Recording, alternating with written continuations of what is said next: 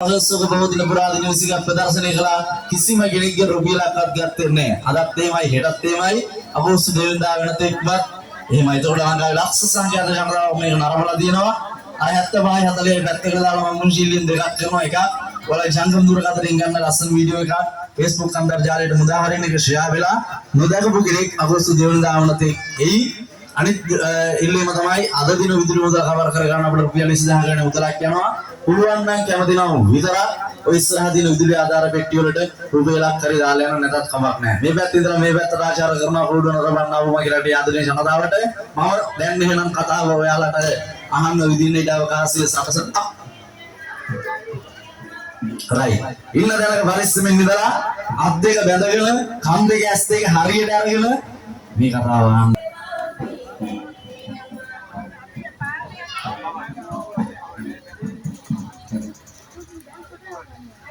කල්පයක් විනාශ වී කල්පයක ආරම්භය ජීවමාන වන මොහොතයි මේ. කල්පයක් කියන කුමක්දයි සිතා බලන්න. දිගින් යොදුනක් තවන යොදුනක් එක අප ඇටයක් අයිකලුත් යම් කාලයකින් ඒ අප හිස්වේ එහෙත් ඒ කල්පය නොගෙවේ. කල්පයක් යනු ඊටත් වඩා දීර්ඝ කාලයකි. බලන්න ඉහළ අහසදිය ඔබට පළමුව දිස්වන්නේ දස දහසක් සක්වලටයක් වන්නා වූ සූර්ය මණ්ඩලයයි. ඒ කියන්නේ අපට දිවා කාලයට එළිය ලබා දෙන සූර්යයයි. මේ මහා භද්‍ර කල්පය ආරම්භයේ මනුස්ස තනය ගන්න අන්ධකාරයකින් යුක්ත විය. ඒ ගය තුර තුරු කර ආලෝකයක් ලබා දෙන ලෙස මිනිසුන් උන්වහන්සේ සිටිට හිලපාය ආවේය. නැවත ඉහළ අහස දිහා බලන්න. ඔබට දිස්වනවා ඈත සූර්ය මණ්ඩලයට පහළ චන්ද්‍ර මණ්ඩලය. ඒ කියන්නේ අපහට රාත්‍රී කාලයට එළිය ලබා දෙන චන්ද්‍රයයි. රාත්‍රී ගණදුර දුරු කරන ලෙස ඉල්ලා සිටි විට සඳපාය ආවේය. ඔබ සියලු දෙනා පහළ බලන්න. ඔබට මේ මොහොතේ දිස්වන්නේ අප ජීවත් වන්නා වූ පෘථිවිය නිර්මාණය ආරම්භ වීමයි. මේ මුළුම පහළ වූ සත්වයෝ නිකලස් සත්වයෝ පසුව ලෝකයේ කෙරෙහි ඇලීමෙන් ගැටීමෙන් කෙලෙස් බරිත වූ දැන් ඔබට පෙනෙනවා ඇති අනෙකුත් ග්‍රහලෝක නිර්මාණය වන ආකාරය. එය අප ජීවත් වන්නා වූ සෞර ග්‍රහ මණ්ඩලයයි. මෙවන් සෞර ග්‍රහ මණ්ඩල දස දහසක් නිර්මිත කිරීමට අප පුංචි පහන් කෝටු නිර්මාණය කර ඇත. එය දැන් ඔබට බලාගත හැක. දැන් අප බලමු මගුල් සක්වලක් කියන්නේ මොකක්ද කියලා. සෞර ග්‍රහ මණ්ඩල දස දහසක් මැදේ පිහිටන සම්මා සම්බුදුවරයන් වහන්සේලා බුද්ධත්වයට පත්වන සක්වලයි මගුල් සක්වල කියන්නේ. ඒ මංගල සක්වලයි. අද සමාජය තුළ මගුල් සක්වලක් කියන වචනය හරියට තේරුමක් නොදැන වෙන අදහස් වලට භාවිත කරනවා. ඒ පිළිබඳව දැනුවත් වී අප මේ වචනය ගෞරවාන්විතව භාවිතා කරමු. මගුල් සක්වල යනු කම්සප විඳින තැනක් නොව මෙහි පහළ වන පුදුවරුන්ගෙන් වනහසා සසර දුකින් මිදීමට ක්‍රියා කළ යුතු සක්වලයි. මෙලෙස කල්පයක් ආරම්භ වීමේදී බෝධි පර්යන්කය පිහිටන මධ්‍ය දේශයේ ජයභූමි ස්ථානය සියල්ලටම බලමුව පිහිටනවා. බ්‍රහ්මයන්ට මේ ස්ථානය ඔවුන්ගේ දිවසට පෙනෙනවා. ලෝකයක් ආරම්භ වෙනකොට චිත්තජ කිරණ වලින් හැදුණු නිරුම්මයට බ්‍රහ්මයන්ගේ පුණ්‍ය බල මහිමයට ඔවුන්ට පහළ වෙනවා. මේ කිරණ නිරුම්මටයක් බඹලුවෙන් මේ මධ්‍ය දේශයේ බෝධීන් වහන්සේ පහළ වන ස්ථානයට වෙනවා. මේ මොහොතේ පහන් කෝඩුව දෙස බලන්න ඔබට පැනවි එම නිරුම්මටය පොළොවට පතිත වන ආකාරය. මේක එවන්නේ කිරණ ශක්තිය මුල් වෙලා නිසා ඉතාමත්ම සුළු වෙලාවකදී පොළොවට පතිත වෙනවා. ඒ නෙළුම් ඇටයෙන් විශාල නෙළුම් ගහක් නිර්මාණය වෙනවා. මේ නිර්මාණය වන නෙළුම් ගහ දිහා බලන්න.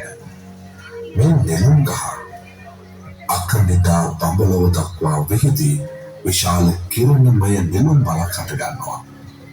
ඔබ ඉහළ අහස දිහා බලන්න. දැන් ඔබට පෙනෙන්නේ එම නෙළුම් බලයි. ඒ වෙනකොට අදාළ කල්පයට පහළ වීමට නියමිත බුදුවරයන් වහන්සේලා සංඛ්‍යාවට සමාන සංඛ්‍යාවකින් අටපිරිකර ඒ මල ඇතුළේ පිහිටනවා.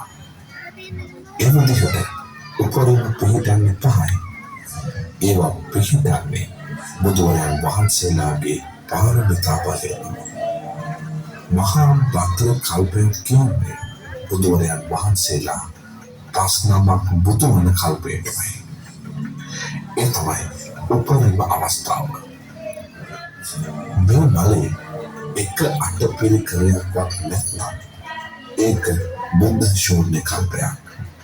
මේ මලේ හටගත්ත අටපිරිකර සංඛ්‍යාව දැකලා බ්‍රහ්මයෝ චිත්ත ප්‍රසාදය ඇති කර ගන්නවා. දැනට එයින් අටපිරිකර 4ක් බුදුරජාණන් වහන්සේලාට පූජා කර අවසానයි. මතු බුදුවන මෛත්‍රී බෝසතාණන් වහන්සේ උදෙසා ඇති අටපිරිකර තවමත් ඉතිරි වී පවතිනවා. අප සිදුහන් බෝසතාණන් වහන්සේ මහා අභිනික් වන අවස්ථාවේදී සහම්පති මහා බ්‍රහ්මයා විසින් ගටිකාර බමුණු වෙසින් පැමිණ පූජා කරනු ලබන්නේ එම අටපිරිකර පූජාවයි.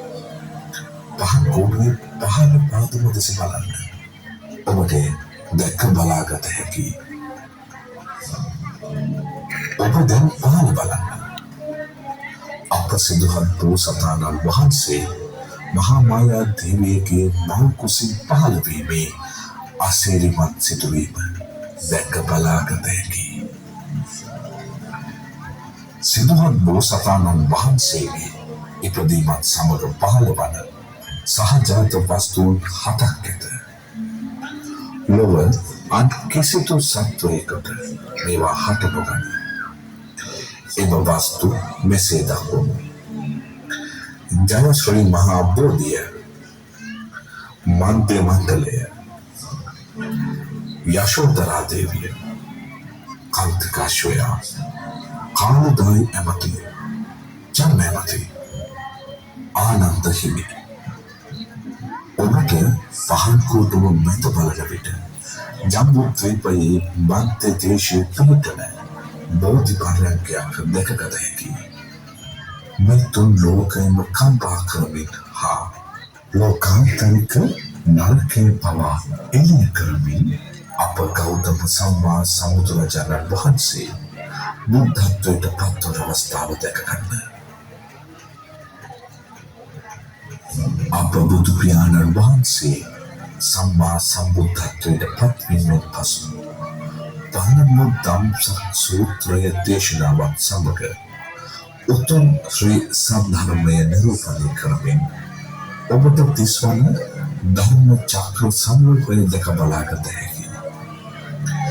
පටිච්ච සමුප්පාද චක්‍රයත් චතුරාර්ය සත්‍ය දේශනාවක් මගින් ලෝක සත්වයාට උතුම් නිර්වාණ අවබෝධය ලබා දුන්සේක. ලෞකික වූ දිව්‍ය බ්‍රහ්මතල ගැනත් සසරේ ඇති භයංකාරත්වය පෙන්වන සතර අපාගත තත්ත්වය ගැන මනාව දේශනා කරන ලදසේක. ඔබ ඉහළ අහස දෙස බලන විට පෙනෙන දිව්‍ය විමානවල වැඩවිසෙන දිව්‍ය බ්‍රහ්මාදී පිරිස. අප නිර්මාණය කර ඇති පෘථිවිය දෙස බලන්න.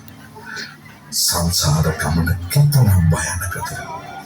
නිමාවක් නොමැතිද යන්න විවරවන පෘථිවි තලයේ පැමිණෙන ලෝක සම්බන්ධ දුෂ්චරිත ක්‍රියා කලාප නිසා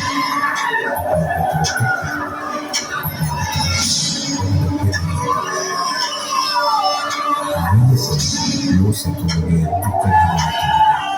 අමා මහ නිවන ප්‍රමාදයෙන් 45 වසක් පුරාවට උන්වහන්සේ වැඩ විසූසේක.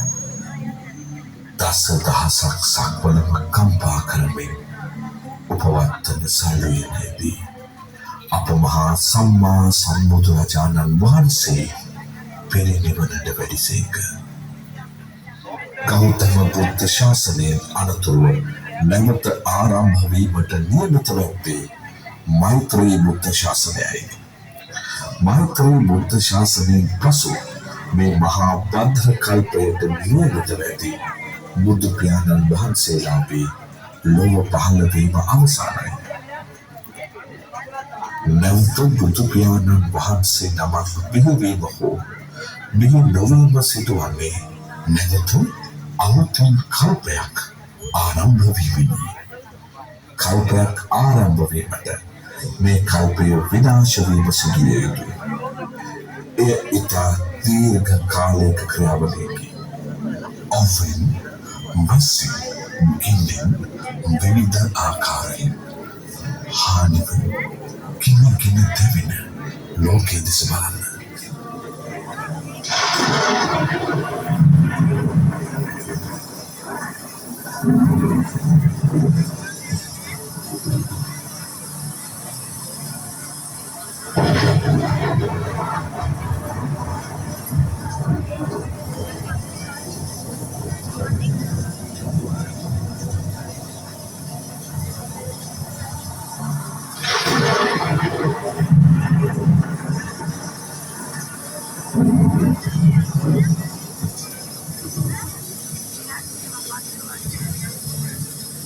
ඔබට මේ මොහොතේ පෙනෙන්නේ මේ මහා ප්‍රබල කල්පයේ විනාශ වීමයි.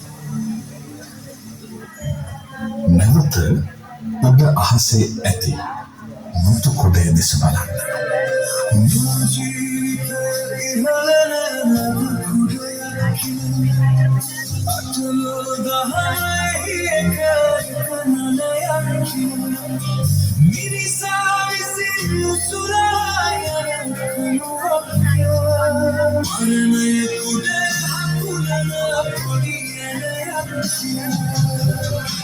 සියලු පුදුමලෝකේ දේශනාව වන්නේ උතුම් වූ නිර්වාණ ගාමිනී චතුරාර්ය සත්‍යයයි. ඉහළ අහසේ ඇති මුතු කුඩේ පෙන්වා දෙන්නේ අටලෝ දහමෙන් ජීවත් වන මිනිසා ගමන් කරන සංසාර චක්‍රයයි. බුද්ධ දේශනාවට අනුව එම සංසාර චක්‍රයෙන් මිදුණු කල පවත්වන්නා වූ උතුම් නිර්වාණය අටවැනි මහලේ ඇති සුළුවින් අප විසින් නිර්මාණය කර ඇත. ඉතින් අප මහා සංසාර ගමනේ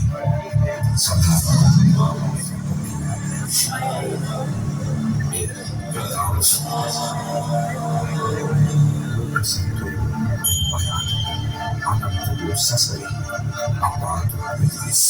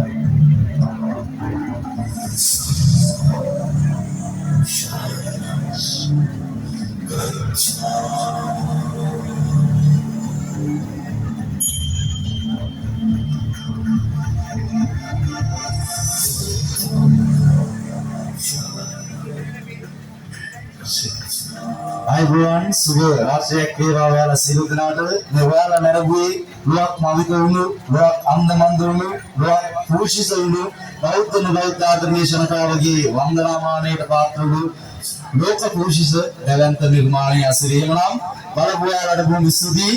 දැන් ඔයාලා පිටුීමේ දුරට නිරිය දැනකොට එතන තියෙනවා අපි අවුරුද්දයි කුඩා මාස දෙකක් වැඩ කරපු වැඩ භූමිය කෞතුකාගාරයක් විදියට හදලා අපි උපයෝගී කරගත්ත පෑස්තර කොට ගම් මියන් කතුරු ඒ සියලුම දේ ඒක ඇතුලේ තියෙනවා. දේලව කරන මංගිල මංගලට ඩොකුමන්ටුහලක් එතන තියෙනවා. අපි විස්තර නියෝජිතෙක් ඉන්නවා. එයා ඒ කතාව පැහැදිලි කරලා දෙනවා. ඉතින් මගේ ආදරණීය අම්මේ තාත්තේ බලපු ඔයාලගෙන් බොහොම ආදරෙන් ඉල්ලා සිටිනවා. එකපාරක් බලලා මදි